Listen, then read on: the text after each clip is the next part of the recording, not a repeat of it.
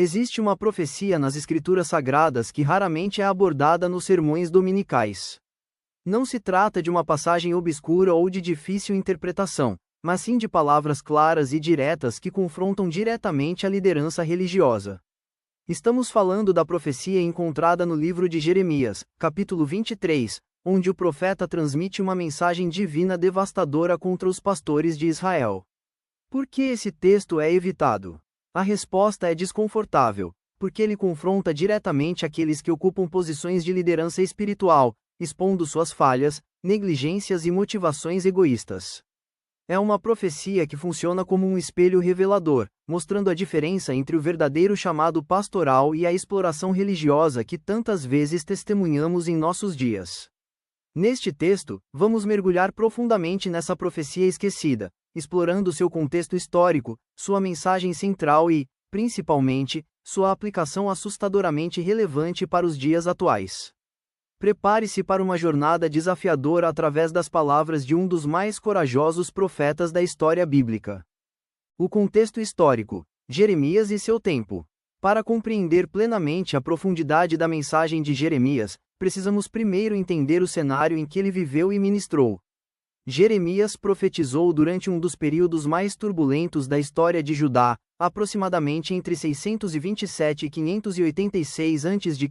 Esse foi um tempo de declínio moral, espiritual e político para o povo de Deus. O reino estava dividido há séculos. Israel, ao norte, já havia sido conquistado pelos assírios em 722 a.C., e seus habitantes levados ao cativeiro.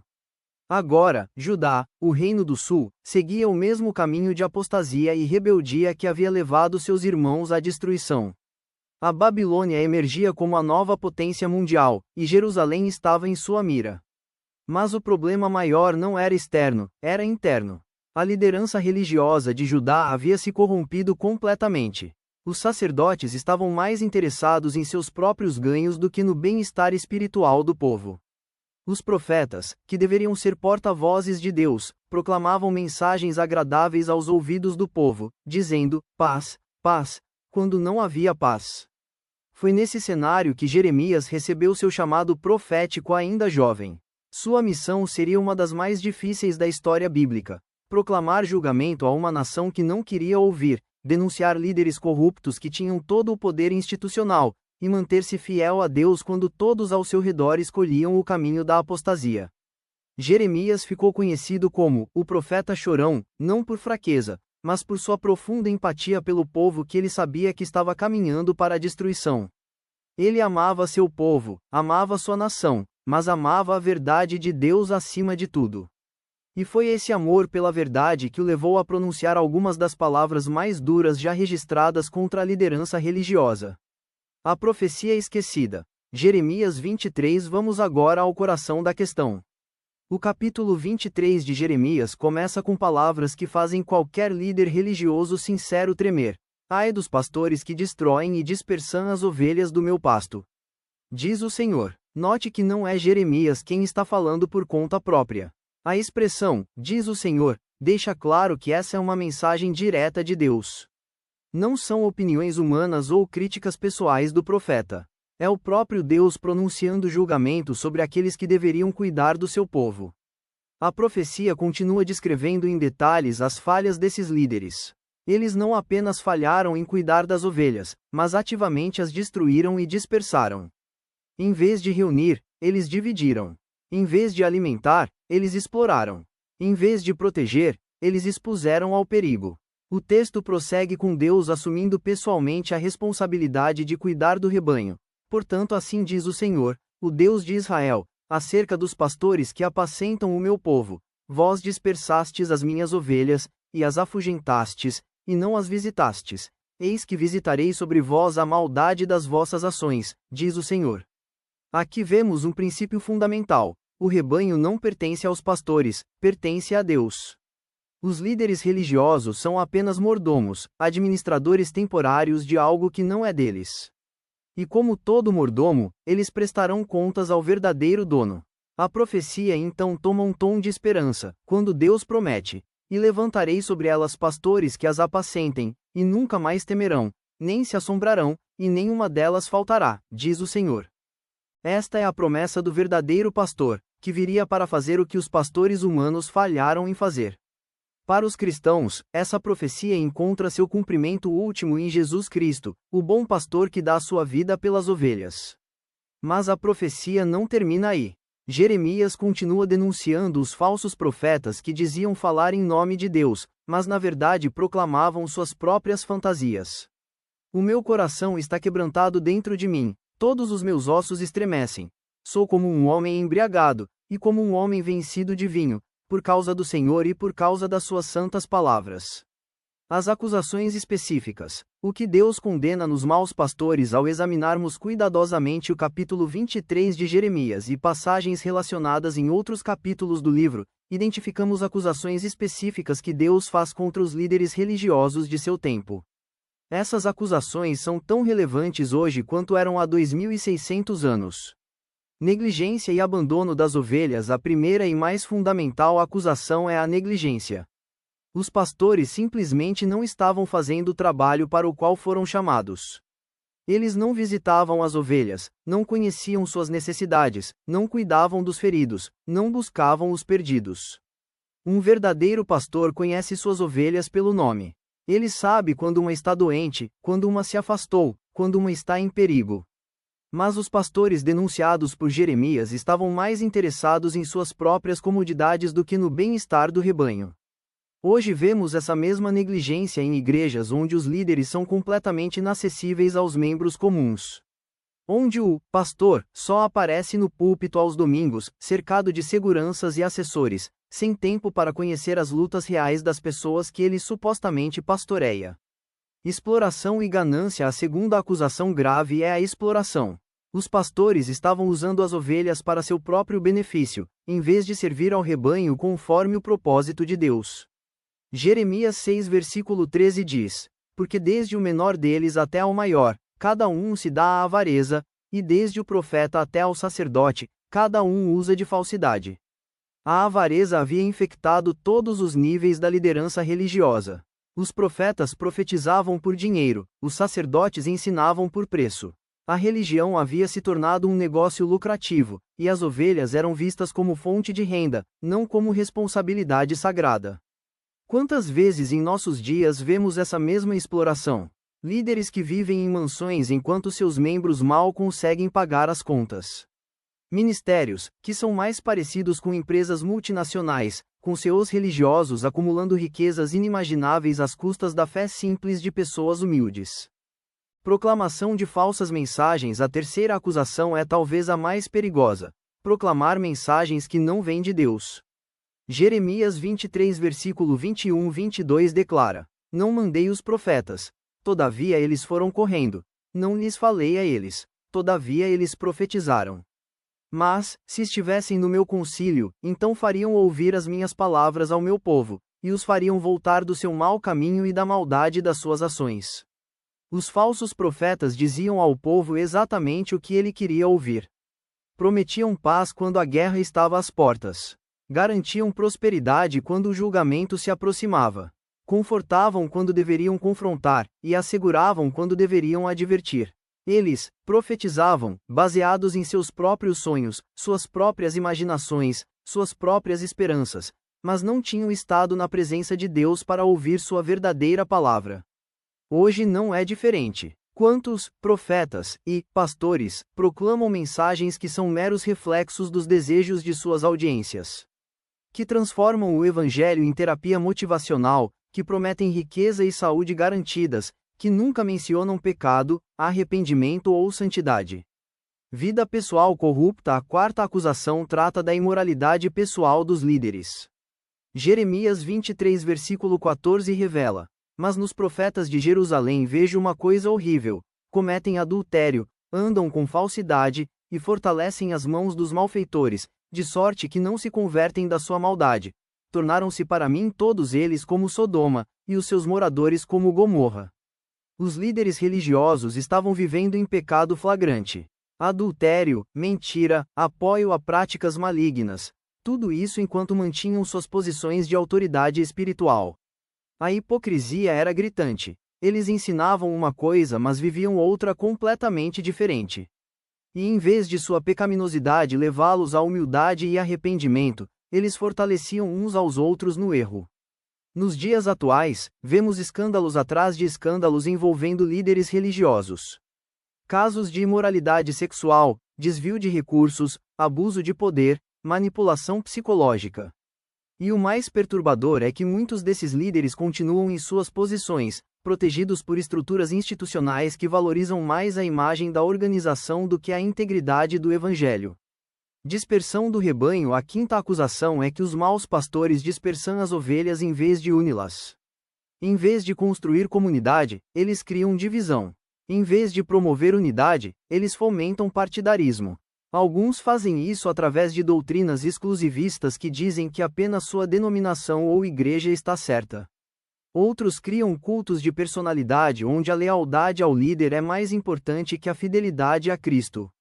Outros ainda usam táticas de medo e controle que afastam as pessoas da verdadeira comunhão cristã. O resultado é sempre o mesmo: ovelhas dispersas, confusas, feridas, vagando sem direção e sem cuidado adequado. Por que esta profecia é evitada? Chegamos agora a uma pergunta crucial: por que uma profecia tão clara e importante é raramente pregada nos púlpitos modernos? A resposta é desconfortável mas necessária. Esta profecia é evitada porque ela confronta diretamente aqueles que têm o poder de escolher sobre o que pregar. Ela coloca os próprios líderes religiosos sob o julgamento da palavra de Deus. Imagine um pastor subindo ao púlpito e lendo Jeremias 23 versículo por versículo. Ele teria que lidar com acusações divinas contra pastores gananciosos, negligentes, exploradores e falsos. Ele teria que explicar ao povo que Deus está observando como os líderes tratam suas ovelhas. Ele teria que admitir que prestará contas por cada ovelha dispersada, cada necessidade negligenciada, cada palavra falsa proclamada em nome de Deus. Para um líder verdadeiramente comprometido com Deus e com o rebanho, essa seria uma oportunidade de humildade, autoexame e renovação de compromisso. Mas para aqueles cujas consciências estão pesadas por práticas questionáveis, essa profecia é um território perigoso demais para explorar. Além disso, vivemos em uma cultura religiosa que valoriza mensagens positivas, encorajadoras e confortáveis. As pessoas vêm à igreja buscando alívio das pressões da semana, não confrontação com verdades difíceis. Pastores sabem que sermões sobre julgamento divino contra líderes corruptos não enchem templos nem aumentam ofertas. Existe também o fator corporativo. Muitos pastores fazem parte de denominações, redes ministeriais ou organizações religiosas.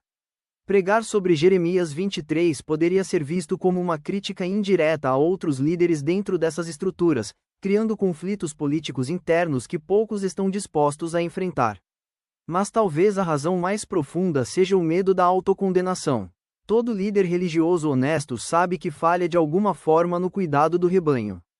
Ninguém está à altura do padrão divino. Então, pregar sobre essa profecia é como se colocar no banco dos réus, expondo suas próprias inadequações. A diferença entre verdadeiros e falsos pastores. A profecia de Jeremias nos força a fazer uma distinção crucial entre verdadeiros pastores, chamados e enviados por Deus, e falsos pastores, que assumem a posição por motivos egoístas. Características dos verdadeiros pastores. Os verdadeiros pastores, conforme o coração de Deus, apresentam características claras que os distinguem. Primeiro, eles são chamados por Deus, não autodenominados. Existe uma clara consciência de vocação divina que não vem de ambição pessoal, mas de um senso de obrigação sagrada. Como Paulo disse: ai de mim se não pregar o Evangelho. Segundo, verdadeiros pastores conhecem intimamente suas ovelhas. Eles não são figuras distantes e inacessíveis, mas estão envolvidos nas vidas reais das pessoas que lideram. Eles celebram nas alegrias e choram nas dores de seu rebanho. Terceiro, eles alimentam as ovelhas com a verdadeira palavra de Deus, não com suas próprias opiniões ou mensagens que agradam aos ouvidos. Eles ensinam todo o conselho de Deus, incluindo as partes difíceis e impopulares. Quarto, verdadeiros pastores vivem o que pregam. Existe congruência entre seu ensino público e sua vida privada. Eles não são perfeitos, mas são autênticos e humildes sobre suas lutas. Quinto, eles veem o ministério como serviço, não como oportunidade de poder ou enriquecimento. Jesus disse que o maior entre vocês deve ser servo de todos, e verdadeiros pastores encarnam esse princípio. Sexto, eles protegem o rebanho de lobos e falsos mestres, mesmo quando isso significa confronto e conflito. Eles valorizam a pureza do evangelho acima da popularidade pessoal. Sétimo, verdadeiros pastores buscam os perdidos e cuidam dos feridos. Eles têm coração especialmente sensível para os marginalizados, os quebrantados, os que estão à margem. Características dos falsos pastores. Em contraste, os falsos pastores apresentam padrões completamente diferentes. Primeiro, eles são automotivados. Entraram no ministério por razões erradas: status, dinheiro, poder, influência. O chamado deles é mais sobre oportunidade pessoal do que vocação divina. Segundo, eles veem as ovelhas como recursos a serem explorados, não como responsabilidades sagradas. As pessoas são meios para seus fins, números para estatísticas, fontes de renda para sustentar seu estilo de vida. Aplicação para os dias atuais. Agora precisamos fazer a pergunta difícil: como essa profecia antiga se aplica à igreja contemporânea? A resposta é: de maneira assustadoramente direta. No cenário atual da liderança religiosa, vivemos em uma era de mega-igrejas e mega-ministérios, onde alguns líderes religiosos acumulam riqueza e influência em níveis jamais vistos na história da igreja. Aviões particulares, mansões luxuosas, estilos de vida de celebridades. Tudo isso financiado por doações de pessoas comuns que acreditam estar contribuindo para a obra de Deus. Vemos apóstolos, auto-intitulados criando impérios religiosos, profetas vendendo profecias personalizadas, pastores tratando a igreja como empresa familiar a ser herdada por seus filhos. Existem igrejas onde é impossível ter acesso direto ao líder principal a menos que você seja um grande doador ou pessoa influente. O pastor está tão ocupado com sua marca pessoal, seus livros, suas conferências, que não tem tempo para cuidar das ovelhas reais que estão sob sua responsabilidade. Vemos a proliferação de teologias que tratam Deus como uma máquina de vending: coloque sua oferta, declare sua fé, receba sua bênção. Mensagens que prometem saúde e riqueza garantidas a todos que crerem suficientemente, ignorando completamente o chamado bíblico ao sofrimento, cruz e abnegação. Observamos líderes que caem em escândalos morais graves, mas em vez de serem removidos e restaurados adequadamente, são rapidamente reintegrados porque sua capacidade de atrair multidões é mais valorizada do que sua integridade de caráter. Sinais de alerta. Como podemos identificar quando estamos sob a liderança de um mau pastor? Aqui estão alguns sinais de alerta claros. Primeiro, quando o líder está sempre pedindo dinheiro e vivendo em luxo desproporcional, algo está errado. Jesus e os apóstolos viveram vidas simples, e Paulo trabalhou com suas próprias mãos para não ser peso para ninguém. Segundo, quando você não pode questionar ou discordar do líder sem ser visto como rebelde ou não espiritual, você está sob controle, não sob liderança legítima. Terceiro, quando o foco está sempre no líder e não em Cristo, quando as mensagens são mais sobre o pastor do que sobre Jesus, quando existe um culto de personalidade claro, você está em território perigoso. Quarto, quando há falta de transparência, especialmente financeira, quando você não sabe para onde o dinheiro vai, quando não há prestação de contas clara, isso é um grande sinal vermelho. Quinto, quando a ênfase está sempre em experiências emocionais espetaculares em vez de crescimento bíblico sólido, quando há mais entretenimento do que ensinamento, algo está fora de ordem. Sexto, quando o líder isola você de família e amigos que não fazem parte da igreja, quando ele desencorajar pensamento crítico e estudo bíblico independente, essas são características de abuso espiritual. Sétimo, quando há padrões duplos claros, regras rígidas para os membros mas exceções para a liderança, isso revela hipocrisia fundamental. O que fazer? Se você reconhece esses sinais, o que deve fazer? Esta é uma pergunta difícil que requer sabedoria, oração e coragem. Primeiro, estude a palavra de Deus por si mesmo. Não dependa apenas do que lhe é ensinado do púlpito. Seja como os bereanos que examinavam as Escrituras diariamente para ver se o que Paulo ensinava era verdade. Segundo, busque conselho de cristãos maduros fora de sua situação imediata. Às vezes, quando estamos muito próximos de uma situação, não conseguimos ver claramente. Uma perspectiva externa pode ajudar. Terceiro, se possível, aborde as questões através de canais apropriados dentro da igreja. Algumas igrejas têm estruturas de liderança onde preocupações podem ser levantadas. Faça isso com humildade, mas também com firmeza. Quarto, se não há estrutura de prestação de contas, se suas preocupações são ignoradas ou você é punido por levantá-las, pode ser hora de considerar sair. Deus não quer que você permaneça em um ambiente que está destruindo sua fé ou explorando você. Quinto, procure uma comunidade de fé saudável. Existem igrejas onde pastores genuínos servem fielmente, onde a palavra é pregada com integridade, onde as pessoas são realmente cuidadas. Não permita que experiências ruins o afastem completamente da igreja. A verdadeira igreja de Cristo é bela e necessária. Sexto, se você foi ferido por um mau pastor, busque cura. Isso pode envolver aconselhamento, pode envolver tempo, certamente envolverá perdão. Não permita que a amargura crie raízes em seu coração. Para os líderes, um chamado ao autoexame. Se você é um líder religioso lendo este texto, permita-me falar diretamente com você por um momento. A profecia de Jeremias não foi escrita apenas para denunciar e julgar, mas também para chamar ao arrependimento e restauração. Se você reconhece algo de si mesmo nas descrições dos maus pastores, não é tarde demais para mudar. Faça a si mesmo algumas perguntas honestas. Por que você entrou no ministério? Qual foi sua motivação original? Ela ainda é pura, ou foi corrompida ao longo do caminho por ambição, ganância ou desejo de poder? Como você trata as pessoas sob seu cuidado?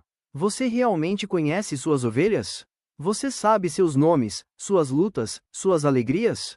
Ou elas são apenas números, faces anônimas em uma multidão? Como você lida com o dinheiro? Seu estilo de vida é condizente com alguém que serve ao reino de Deus? Há transparência total sobre como os recursos são usados? Você poderia dormir tranquilo se cada centavo fosse examinado publicamente? Que tipo de mensagens você prega? Você ensina todo o conselho de Deus, ou apenas as partes populares? Você confronta o pecado ou apenas consola? Você prepara as pessoas para viver fielmente em um mundo caído, ou vende ilusões de prosperidade garantida? Existe congruência entre sua vida pública e privada? O que sua família diria sobre você? O que aqueles que trabalham mais próximo de você testemunhariam sobre seu caráter? Você é responsável perante alguém? Existe quem possa questionar suas decisões, confrontar seus erros, chamar você à prestação de contas? Ou você se colocou acima de qualquer supervisão? Como você reagiu a este texto? Você ficou defensivo, com raiva, justificando-se? Ou há uma voz suave em seu coração dizendo que algo precisa mudar? Se o Espírito Santo está te convencendo de que você desviou do verdadeiro chamado pastoral, há esperança. Deus é especialista em restaurar pastores que se arrependeram genuinamente. Considere Davi, que após seu terrível pecado com Batseba, quando confrontado pelo profeta Natã, não se justificou mas confessou: pequei contra o Senhor.